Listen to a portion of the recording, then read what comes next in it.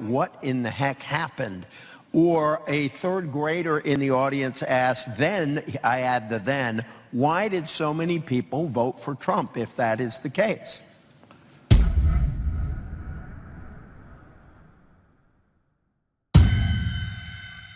Well, I think I tried to cover that in my earlier remarks. And let us be clear. There are people in America who are racists. There are people in America who are sexists, who are homophobes, who saw in the very ugly remarks made by Mr. Trump somebody who they felt comfortable with. But let me also say, I believe that those people are a very small minority of the people who voted for Mr. Trump.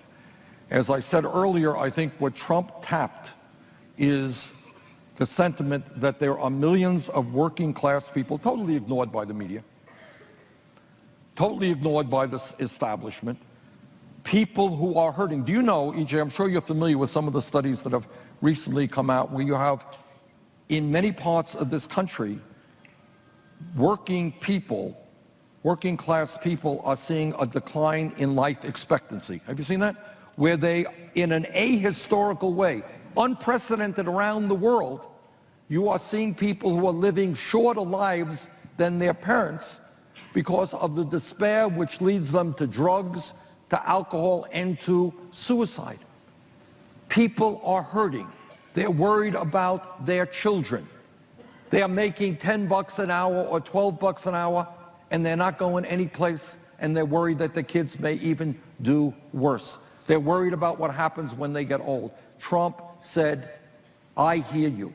And I alone, I know how the system works, and I alone can improve your life. So I think a lot of people gave up on the Democratic Party in terms of standing up for working people, and they said, okay, I'm going to go with this guy. But let me also say, and we should not forget this, that Trump enters the White House as the least popular person in this position in the history of this country.